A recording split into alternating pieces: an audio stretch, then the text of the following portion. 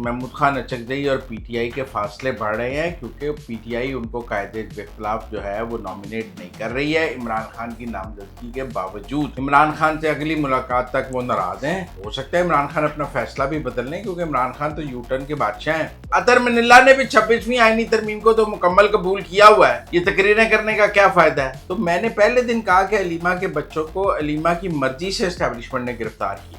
आसिम मुनीर की तरफ से डायलॉग के दरवाजे बंद हैं, लिहाजा इमरान खान के पास भी लड़ाई के अलावा कोई ऑप्शन नहीं है। मुझे तो इस बात पर दुख है कि इमरान खान के बच्चों को पाकिस्तान आने के लिए वीज़े की ज़रूरत है। वो तो पाकिस्तान के शहरी होने चाहिए थे, उनके पास तो पाकिस्तान की शहरियत होनी चाहिए थी। जमायमा अपने बच्चों को पाकिस्तान भेजना ही नहीं चाहती, उन्हें 2 दिन लिए अमेरिका भेजा है और किसी यूट्यूबर को उसने कहा इंटरव्यू नहीं देना मेरे बच्चों ने। अस्सलाम वालेकुम, मुज़म्मिल सोहवर्दी ऑफिशियल यूट्यूब चैनल के साथ मैं हूं आपकी मेज़बान कियार रियाज और हमारे साथ मौजूद है मुज़म्मिल सोहवर्दी। तो नाज़रीन, आज के व्लॉग में हम डिस्कस करेंगे महमूद खान अचकज़ई की वापसी, वजह क्या बनी, क्या मुल्क में आमरीत है, खतूत का सिलसिला, अलीमा खान का बयान, अलीमा खान के दोनों बेटों की रिहाई, अगला नंबर किसका है, क्या बर्फ पिघल रही है, दौरा चीन को कैसे समराइज करेंगे, क्या क्या अचीव किया हमने वहां से। तो मुज़म्मिल साहब अस्सलाम वालेकुम, क्या हाल है आपका? वालेकुम सलाम, बिल्कुल ठीक, आप सुनाएं कैसी तबीयत? मैं ठीक, अल्लाह पाक का शुक्र है मुज़म्मिल साहब, और आई एम श्योर हमारे नाज़रीन भी खैर वाफियत से होंगे। तो व्लॉग का आगाज़ करेंगे। सबसे पहले बात करेंगे महमूद अचकज़ई पीटीआई से नाराज़ होकर वापस बलोचिस्तान चले गए हैं। तो मुज़म्मिल साहब, नाराज़गी की वजह क्या है? देखिए, नाराज़गी की वजह बहुत सादा है, इसमें कोई रॉकेट साइंस तो है नहीं। इमरान खान की जो पिछली मुलाकात है उसमें इमरान खान ने कहा कि महमूद खान अचकज़ई हमारे कायदे इख्तिलाफ होंगे और अली मोहम्मद खान नहीं होंगे। मतलब तंज किया क्योंकि अली मोहम्मद खान उनकी मुखालफत कर रहे थे बनने की। अब उस मुलाकात को होना तो ये चाहिए था कि इमरान खान की इस मुलाकात के अगले दिन उनको कायदे इख्तिलाफ नामजद कर दिया जाता, सारे दस्तखत करके स्पीकर को भेजते और स्पीकर उनको लीडर ऑफ द अपोजिशन नामजद कर देते। लेकिन पीटीआई के एमएनएज ने महमूद खान अचकज़ई को कायदे इख्तिलाफ नामजद करने की उस दरख्वास्त पर दस्तखत नहीं किए और महमूद खान अचकज़ई को कायदे इख्तिलाफ नामजद नहीं किया। अब यकीनन वो पीटीआई पर दबाव डाल रहे थे कि मुझे नामजद करें। पीटीआई का मौक़िफ़ है कि हम उमर अयूब और शिबली फराज के बाद अभी होगा तो पीटीआई में से होगा, तो वो चाह रहे हैं कि इमरान खान से दोबारा बात हो तो हम रिवर्स करा लें। ऐसे में कराची में वो बीएनपी का जलसा था जहाँ पे बॉम्ब ब्लास्ट हुआ है महमूद जो तहरीक तहफ़्फ़ुज़ आइन का था। अब देखें, तहरीक तहफ़्फ़ुज़ आइन की सबसे बड़ी जमात जो है वो तहरीक इंसाफ है, लेकिन क्या तहरीक इंसाफ की मरकज़ी क़यादत कोयटा उस जलसे में गई? महमूद खान अचकज़ई के नहीं गई। आप देखें, कोयटा वाले जलसे में बैरिस्टर गौहर, असद कैसर, सलमान अकरम राजा में से कोई भी पीटीआई का मरकज़ी लीडर मौजूद नहीं था। कहने को वो जलसा तहरीक तहफ़्फ़ुज़ आइन का था लेकिन उसमें पीटीआई मौजूद नहीं थी। इससे लग रहा है कि महमूद खान अचकज़ई और पीटीआई के फासले बढ़ रहे हैं क्योंकि पीटीआई उनको कायदे इख्तिलाफ जो है वो नॉमिनेट नहीं कर रही है इमरान खान की नामजदगी के बावजूद, और वो कह रहे हैं कि नहीं अभी ठहर जाएँ, अभी ठहर जाएँ। ये खबरें भी आई हैं और एक टीवी पर भी चली है कि उन्होंने महमूद खान अचकज़ई को पीटीआई ने कहा कि आप एक प्रेस कॉन्फ्रेंस करें जिसमें कहें कि जब तक मैं इमरान खान का शुक्रिया अदा करता हूं और जब तक उमर अयूब और शिबली फराज का फैसला नहीं होता तब तक मैं नहीं बनूंगा। लेकिन महमूद खान अचकज़ई ऐसी कोई प्रेस कॉन्फ्रेंस करने के लिए भी तैयार नहीं थे। उनका ख्याल था रातों पहले मन बनाओ, ज़िंदगी में मैं कायदे इख्तिलाफ बनने जा रहा हूँ, क्यों ना बनूँ। तो मेरे ख्याल में इमरान खान से अगली मुलाकात तक वो नाराज़ हैं, फिर इमरान खान को बताया जाएगा, फिर देखते हैं क्या होता है। हो सकता है इमरान खान अपना फैसला भी बदल लें क्योंकि इमरान खान तो यू टर्न के बादशाह हैं। और मुझे को महमूद खान अचकज़ई के जब सारी पार्टी पीटीआई की महमूद खान अचकज़ई के ख़िलाफ़ है तो मैं इनको बचते नज़र नहीं आते। तो मुज़म्मिल साहब, अब जैसा कि महमूद अचकज़ई साहब वापस चले गए हैं तो क्या पीटीआई को किसी किस्म के कॉन्सिक्वेंसेस का सामना करना पड़ेगा? नहीं, वो टांगा पार्टी थे, वो इमरान खान की चॉइस थे। इमरान खान ने उन्हें सदर का टिकट भी दिया था।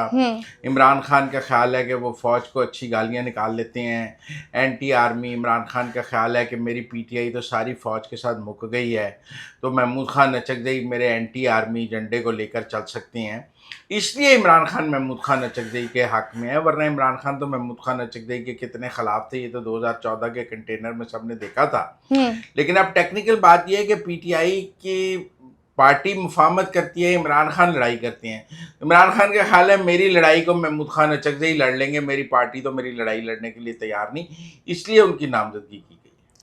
मुज़म्मिल साहब, ये क्या मामला है? जस्टिस अतहर मिनुल्लाह ने कहा है कि पाकिस्तान में अगर हाइब्रिड निज़ाम है तो इसका मतलब है कि आइन की हुक्मरानी नहीं है, पाकिस्तान में आमरीत है। फिर उन्होंने ख्वाजा आसिफ का हवाला देते हुए कहा है कि ख्वाजा आसिफ ने भी इस बात को तस्लीम किया कि पाकिस्तान में हाइब्रिड निज़ाम है। तो तमाम तोपों का रुख जो है वो ख्वाजा आसिफ की तरफ हुआ है और अब तो जस्टिस अतहर मिनुल्लाह भी इसमें शामिल हो गए हैं। क्या कहेंगे? देखिए, जस्टिस अतहर मिनुल्लाह ये समझते हैं कि अदलिया आज़ाद नहीं। जस्टिस अतहर मिनुल्लाह समझते हैं मुल्क में हाइब्रिड निज़ाम है, तो वो इस निज़ाम से तनख्वाह क्यों ले रहे हैं? वो क्यों सुप्रीम कोर्ट में बैठे हुए हैं एक हाइब्रिड निज़ाम में जज बन के? उन्हें छोड़ देना चाहिए। आप मेरी बात समझे ना, जब आप एक हाइब्रिड निज़ाम का हिस्सा हैं, आप उस हाइब्रिड निज़ाम की तमाम मराहत ले रहे हैं, आप उसकी अतात कर रहे हैं। जो इस 26वीं आइनी तरमीम के बाद अदलिया की शक्ल है, जो आइनी तरमीम है, जुडिशल कमीशन है, आइनी बेंच है, इन सब को अतहर मिनुल्लाह ने कबूल किया हुआ है, तो सुप्रीम कोर्ट के जज है ना। जी। अगर नहीं कबूल तो छोड़ दें। ये अजीब बात है कि मैं सुप्रीम कोर्ट का जज भी रहूंगा और मैं निज़ाम को गालियां भी निकालूंगा। ये ऐसी बात है जैसी उन्होंने जुल्फ़िकार भुट्टो की फांसी वाली बात जो कही है। लेकिन अब कहते हैं जी ज़ियाउल हक ने कहा जज आज़ाद हैं, बाद में जजेस ने कहा हम पर दबाव था। मैं समझता हूँ उन जजेस में अगर कोई हिम्मत गैरत होती तो जिस वक्त दबाव था उस वक्त कहते हैं दबाव है, हम नहीं देते फांसी।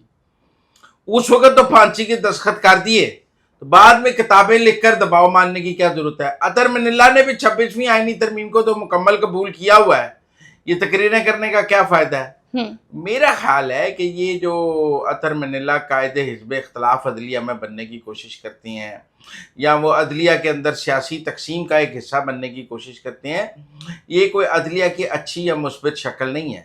आपको निज़ाम नहीं कबूल है, आप निज़ाम के खिलाफ एहतजाज तहरीक चलना चाहते हैं, तो आप निज़ाम का हिस्सा बन के तो निज़ाम के खिलाफ तहरीक नहीं चला सकते। पहले निज़ाम को छोड़ें, फिर आप निज़ाम के खिलाफ तहरीक चलाएं। आप निज़ाम का हिस्सा भी हैं, तनख्वाहें, मराद, गाड़ियां, टिकटें, सब कुछ है, तनकीद भी, हर चीज़ है, लेकिन निज़ाम को गाली भी निकालनी है। ये कोई मेरा मतलब ठीक शक्ल नहीं है।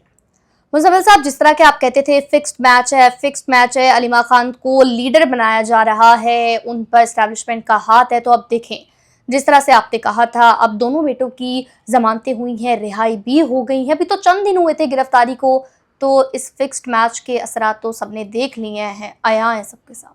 देखें, ये तो शेर अफजल मरवत वगैरह ने ना शोर मचा दिया कि अलीमा के बच्चे को नहीं पकड़ा जा रहा, नहीं तो नहीं 27 महीने से नहीं पकड़ा था, तो अब क्यों पकड़ना था? पकड़ना था वो तो उन्होंने शोर मचा दिया कि इसकी एस्टैब्लिशमेंट से सुलह है, इसके बच्चों को एनआरओ मिला है।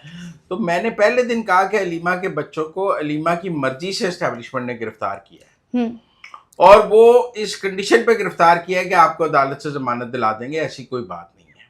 लेकिन ना अलीमा खान को का मौक़िफ़ है कि इस मुल्क की अदलिया आज़ाद नहीं है, लोगों की ज़मानतें नहीं हो रही, क्योंकि 26वीं आइनी तरमीम के बाद अदलिया जो है वो बिल्कुल एस्टैब्लिशमेंट के कंट्रोल में है।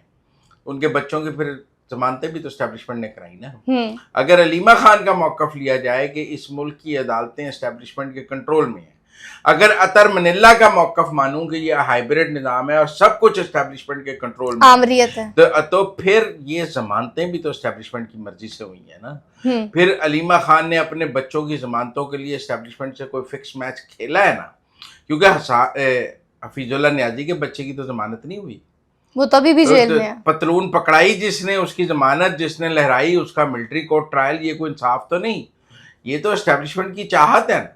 तो अलीमा खान इस वक्त एस्टैब्लिशमेंट की चाहत हैं, वो एस्टैब्लिशमेंट की ब्लू आइड हैं, एस्टैब्लिशमेंट उनको इमरान खान के मुकाबले पे किसी स्टेज पर देखती है, इसलिए ये सारा फिक्स मैच खेला गया।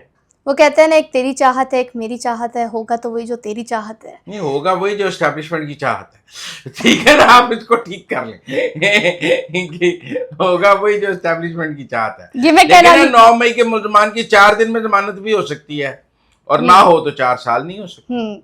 चाहत की बात है ना, तो फिर चाहत की बात तो यही है कि अलीमा के बच्चों की 4 दिन में जमानत होगी और बाकियों की 4 साल में नहीं होगी। तो एक तेरी चाहत है, एक मेरी चाहत है, एक एस्टैब्लिशमेंट की चाहत है। मुज़म्मिल साहब, दोनों बेटों की रिहाई तो हो गई है, अब क्या अगला नंबर खान साहब क्या है? बर्फ पिघलना शुरू तो हो गई है। नहीं, खान साहब रिहा हो गए तो अलीमा खान की दुकान बंद हो जाएगी। अलीमा क्या खान चाह रहे हैं ये? अलीमा खान की दुकान तो चलेगी तब जब खान साहब अंदर होंगे। तो खान साहब बहन को क्यों नहीं कुछ कहते? उनको नहीं पता क्या फिक्स मैच है? तो खान साहब की सारी जमात एस्टेब्लिशमेंट से फिक्स है, वो क्या करें? वो तो बहने है ना। इसीलिए महमूद खान अचकज़ई को वो कायदे पे इख्तलाफ बनाते हैं कि उन्हें अपनी पार्टी में तो सारे ही गद्दार नजर आते हैं, समेत अलीमा खान के। मैं ये बात समझता हूँ कि इमरान खान की रिहाई का भी कोई चांस नहीं, मैंने चेक किया है। इमरान खान को बैरून मुल्क भेजने का भी कोई चांस नहीं, उनकी अभी मुझे जमानत भी क्योंकि ग्रांटर कोई नहीं है। नहीं, अभी कोई चांस नहीं है। इमरान खान का केस और है और अलीमा खान के बच्चों का केस और है। आप इमरान खान के की ज़मानत और अलीमा खान के बच्चों की ज़मानत को एक नज़र से नहीं देख सकते। अच्छा मुज़म्मिल साहब, आपको क्या लगता है कि अगर हम मौजूदा मंजरनामा देखें और माजी देखें तो खान साहब को अब क्या करना सबसे ज़्यादा सूट करेगा? वो आज सोहेल बड़ाई साहब ने तो कहा है कि आसिम मुनीर को भी मुफाहमत करनी चाहिए और इमरान खान को भी मुफाहमत करनी चाहिए, पर मुझे नहीं लगता दोनों मुफाहमत करेंगे। सोहेल साहब क्या फिर कोई कॉलम लिखेंगे? हाँ, मुझे नहीं लगता कि आसिम मुनीर साहब भी इमरान खान से किसी किस्म की डायलॉग के लिए तैयार हैं, और चूंकि आसिम मुनीर की तरफ से डायलॉग के दरवाजे बंद हैं, लिहाजा इमरान खान के पास भी लड़ाई के अलावा कोई ऑप्शन नहीं है। देखिए ना, ऐसा नहीं है कि आसिम मुनीर रोज तो मिन्नतें कर रही हैं और इमरान खान बात नहीं कर रहा। इमरान खान तो रोज एस्टेब्लिशमेंट से बात करना चाहता है, एस्टेब्लिशमेंट बात करने के लिए तैयार नहीं है। तो मुझे लगता है कि फिलहाल फील्ड मार्शल आसिम मुनीर इमरान खान के हवाले से किसी सियासी डायलॉग के लिए तैयार नहीं। मुज़म्मिल साहब, इमरान रियाज खान की जानिब से कहा जा रहा है कि जो हुकूमत पाकिस्तान है वो खान साहब के बेटों को वीज़ा जारी नहीं कर रही, यानी इसका मतलब तो ये है ना कि बेटे तो पाकिस्तान आना चाह रहे हैं लेकिन जो हुकूमत है वही वीज़े जारी नहीं कर रही, और जब उनको यकीन हो जाएगा कि अब बेटों ने नहीं आना तो वो वीज़े जारी कर देंगे और फिर एक डर्टी पॉलिटिक्स की जाएगी। आपको क्या लगता है? आपको क्या लगता है कि उनको वीज़े जारी करना चाहिए? मुझे तो इस बात पर दुख है कि इमरान खान के बच्चों को पाकिस्तान आने के लिए वीज़े की ज़रूरत है। देखें, वो तो पाकिस्तान के शहरी होने चाहिए थे, उनके पास तो पाकिस्तान की शहरियत होनी चाहिए थी। यही बहुत दुख की बात है कि इमरान खान के बच्चे पाकिस्तान के शहरी नहीं हैं। उनके पास पाकिस्तान का नाइकॉप नहीं है, पाकिस्तान का पासपोर्ट नहीं है, जबकि बरतानिया का कानून उन्हें ड्यूल नेशनैलिटी की इजाज़त देता है। बरतानिया का कानून और पाकिस्तान का कानून उन्हें बरतानिया और पाकिस्तान दोनों मुल्कों की शहरियत रखने की इजाज़त देता है। उनके बच्चों ने पाकिस्तान की शहरियत रखना मुनासिब नहीं समझा। मेरे लिए ज़्यादा दुख की बात, उन्हें वीज़े की ज़रूरत क्यों है? उनके पास पाकिस्तानी पासपोर्ट होना चाहिए था। क्यों नहीं है उनके पास पाकिस्तानी पासपोर्ट, जबकि वो ड्यूल नेशनैलिटी रख सकती हैं? इसलिए कि उन्होंने कभी चाहा ही नहीं पाकिस्तान का पासपोर्ट रखना। उन्होंने कभी पाकिस्तान से अपना कोई ताल्लुक रखा ही नहीं, वो कभी बाप की वजारत उज़्मा में नहीं आए। ये तो आज आप उनको पॉलिटिकली एनकैश कराना चाह रहे हैं। मेरा ये ख्याल है कि जमाइमा अपने बच्चों को पाकिस्तान भेजना ही नहीं चाहती। उन्हें 2 दिन लिए अमेरिका भेजा है और किसी यूट्यूबर को उसने कहा इंटरव्यू नहीं देना मेरे बच्चों ने। 2-4 सेनेटर से मुलाकातें की और वापस आ गए। इसको कहते हैं गोंगलों से मिट्टी झाड़ना। वो महीना भी अमेरिका रह के सारी कैंपेन चला सकते थे, लेकिन नहीं चलाई। वो लंदन में अपने बाप की रिहाई के लिए कोई किसी जलसे में, किसी जुलूस में, मतलब लंदन में तो गिरफ्तारी का कोई खौफ नहीं ना। 10 डाउनटन के बाहर एहतजाज हुआ है, वो वहाँ मौजूद थे? नहीं मौजूद थे। ये एवं ही कासिम और सुलेमान को एनकैश कराने की बातें हैं, हकीकत इससे बहुत बरक्स है। मुज़म्मिल साहब, शहबाज शरीफ साहब जो हैं वो आज पाकिस्तान आ जाएंगे दौरा चीन मुकम्मल करके, तो ओवरऑल कैसे समराइज़ करेंगे आपको? हमने क्या अचीव किया है, हम क्या अचीव कर सकते थे, दुनिया को क्या मैसेज किया है? मेरे ख्याल में चीन का दौरा बहुत कामयाब रहा। पाकिस्तान और चीन की दोस्ती के लिए दौरा बहुत अहम था। हम पाकिस्तान ने परेड में शिरकत की, भारत परेड में मौजूद नहीं था। देखें, हमारा मुकाबला तो भारत के साथ है। हम एनालिसिस करेंगे भारत के साथ, हमारा तकाबली जायज़ा है भारत के साथ। भारत के मुकाबले में हमारे चीन से अच्छे ताल्लुकात हैं, भारत के मुकाबले में पाकिस्तान के अमेरिका से अच्छे ताल्लुकात हैं, भारत के मुकाबले में पाकिस्तान के दुनिया में कैसे ताल्लुकात हैं ये देखा। पाकिस्तान तो आई कैंडी बना हुआ है। हाँ, तो मेरे ख्याल में शहबाज शरीफ की परफॉर्मेंस जो है शंघाई ताउन तंजीम के इजलास में बहुत अच्छी रही है। साइड लाइन्स पर बहुत अच्छी मुलाकातें हुई हैं, रूस के सदर पुतिन से भी मुलाकात हुई है। तो नाज़रीन, अब तक के लिए इतना ही। आपसे मुलाकात होगी अगले व्लॉग में। तब तक के लिए आप हमें दीजिए इजाज़त और हाँ, चैनल को लाइक, शेयर, सब्सक्राइब ज़रूर कीजिएगा। अपने कीमती फीडबैक से आगाह कीजिएगा।